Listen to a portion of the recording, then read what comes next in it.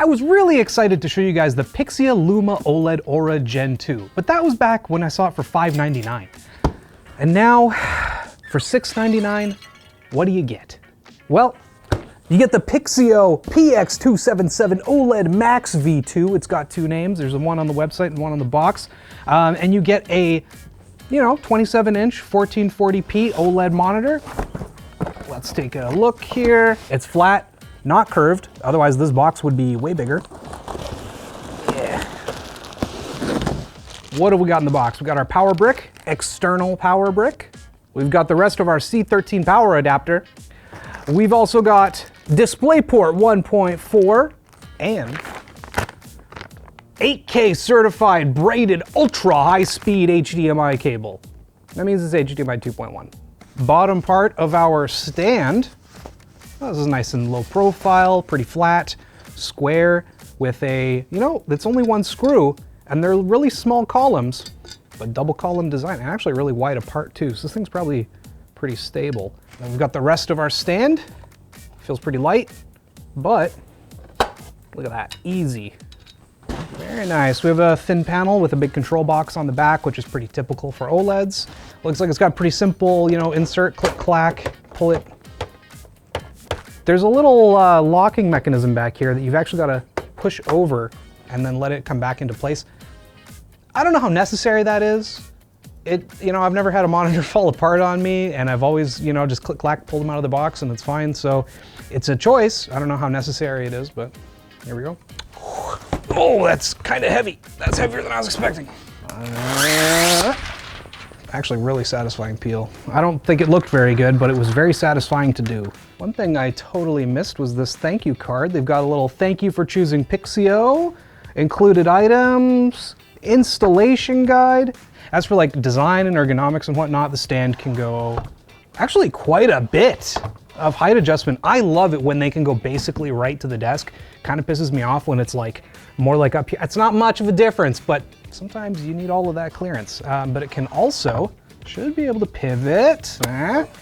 Very nice, so you can go vertical if you want to. 1440p, maybe in a few years you do want this as your like side portrait monitor. It's good right now, but will it be good forever? Probably not. It can go both ways! And then on top of that, we've also got a good amount of angle adjustment here too. Yeah, this is actually pretty solid. And then a lot of rotation too. So, okay, look, we'll get to performance results a little later, but I gotta say, so far, at least in terms of just like stand and customizability for ergonomic positioning and stuff, I like it. And then on the back, one interesting choice that they've made as well is the control box has this like giant, feels like aluminum extra sheet on the back. I don't know if that's cooling or anything, but it does like overshoot past the control box. So this actually seems bigger than it is. There's like a whole extra, it's like a 1/4 inch or a 1/2 inch or something all the way around this thing. I don't know why they did that, but it's got the Pixio logo. They got these cool accent lines here.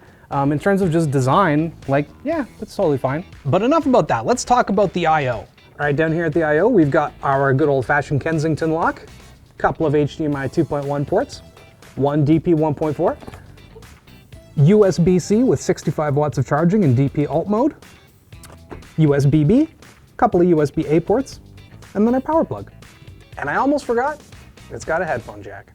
And for all of you out there who cherish a KVM built into your monitor, it's got it. Overall, it's not a terrible package. I just kind of wish the price was like more along the lines of what I originally saw a few months ago. But let's check it out. Let's game on this thing, but not before a word from our sponsor, XSplit. Whether you're into streaming or making online content, check out XSplit. They offer a whole suite of streaming and video production tools for gamers and businesses alike. It works with YouTube, Twitch, Facebook, and more. They make it easy to create your own layouts using a drag and drop interface, so you can add personality to your stream with things like videos and GIFs. And yes, it's pronounced GIF. Plus, they have premium options available too, like multi-platform streaming, watermark removal, and unlimited scenes. Go to lmg.gg/xsplitsc or use our link in the description to get 30% off your first purchase or subscription with the code SC30. So I'm carrying it like this, and my finger, as I went to spin the monitor around to put it down, I almost hit the lock there. That could have been disastrous. Luckily, I didn't do that. Yeah. You know, they claim a bit of a bezel-less design on the website. It's somewhat minimal, but I don't know if I'd go so far as to call this bezel-less. I'm guessing they're talking about the like case bezel that's pretty thin, admittedly, but then like the rest of the panel, there's a good, you know, couple cm, 1 cm maybe? No one cares about bezels. Nobody, except for me, because they drive me crazy. Yeah, I gotta say, I really do like how much you can adjust the stand, actually. Like, it's not like it's way more than other brands, but it is a good amount. And some definitely don't have this level of height adjustment, so they've definitely done something right. But let's see if it'll do the 240 hertz that it claims, which it should. I don't expect them to lie about that one. HDR on. Let's take a quick look through the OSD. They're just using a navigation nubbin, which is like, where is it? It's right here. So I guess if you're using your right hand, that's not too bad. I'm just used to them being like right on the bottom along here, but it's up on the control box and that's fine. Pixio, what do they got here? 2560 by 1440, 240 hertz, FreeSync Premium, HDR, Auto, Enhanced HDR, and Off. We'll go with Enhanced HDR. FreeSync off, sure, that's fine. Low input lag. Oh, let's turn low input lag to on. If you do buy this thing, whether the black one or the white one, I'll talk about that later, you definitely want to turn that feature on. We measured significantly reduced latency, like 0.4 milliseconds over theoretical perfect with it enabled.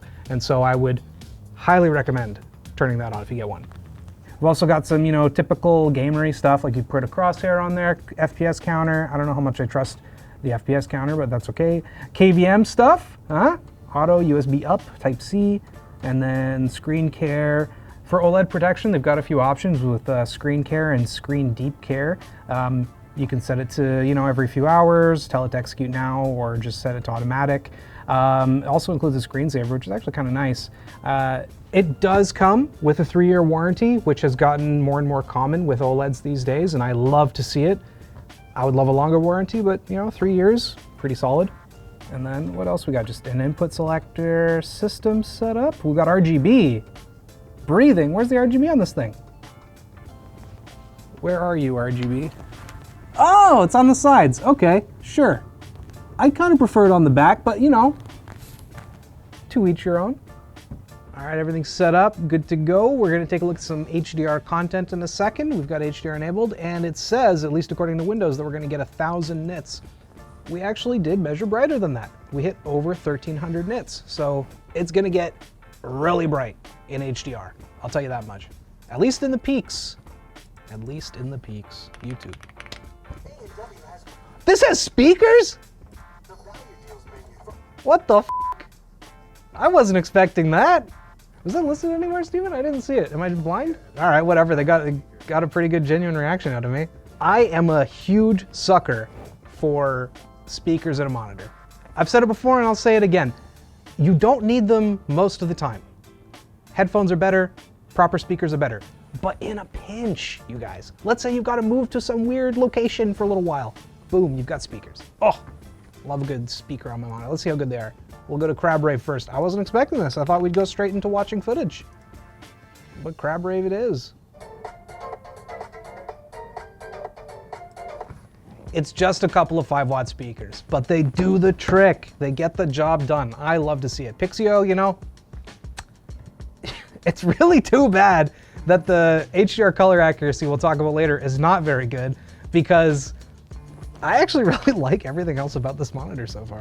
It looks okay, but oh wow. Oh yeah, I definitely see how dark it looks. The highlights are great. Like that light going through the posts was actually really fantastic. But a lot of the rest of the image just looks a little too dark. When we measured HDR out of the box, we were getting about 55 average DEITP, which is, I mean, if you've seen any of our other videos, you know that's not very good. Setting it to enhanced did improve things, but we're still talking about like 39, which, I mean, compared to other displays, we're hoping for about 20, you know, maybe 30 is, even 30 wouldn't be great. So if you're looking to do really color accurate work, at least in HDR, maybe don't get this thing. Surprisingly enough, SDR was really solid. We got a delta E average of about 1 and a max of about 2, which is great for color work. But I gotta say, aside from the image like looking a little too dark overall, like it still looks good. The thing is about OLEDs is like, God, they're incredible. I don't know, once you go with them, you just can't go back.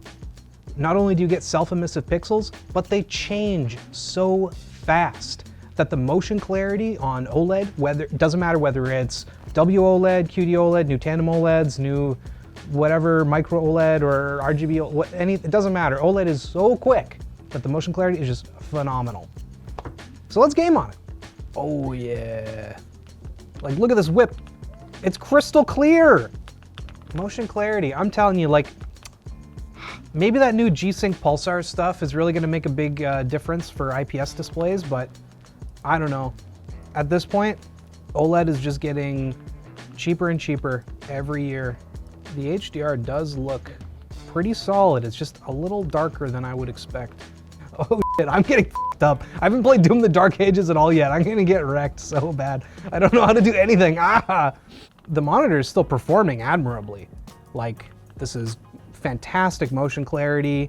The color looks vibrant. The whole thing, like, is pretty solid overall. So why am I so upset and I'm not willing to recommend this monitor? Even just a few months ago, when I thought it was $599, it seemed appealing. However, now that we're seeing all of these new monitors at CES, and honestly, even before that, like there were so many sales on like even that Gigabyte Tandem OLED monitor was like $500 or $600 or something. It's hard for me to recommend what is essentially becoming old OLED tech for a high price tag. When, you know, I mean, I hate to say yet again, Alienware, but like you can go buy like a brand new Alienware monitor for like $550, $600 for very similar specs. Maybe even better, maybe even 360 hertz. And so it's just, yeah, it's really too bad. I really just, unfortunately, cannot recommend the Pixio Max OLED V2. If you are interested in picking one up, there's a white version available now that comes with a few accessories if you're one of the first 100 people to order it, so that's cool. If you do want to pick this up, we're going to have it linked in the description below. And if you don't and you're willing to wait, check out all of our CES coverage because they're looking at a ton of super cool brand new gaming monitors down there. I'm Plouffe, this is the Pixio Luma OLED Aura Gen 2, and it's a monitor. It's a display.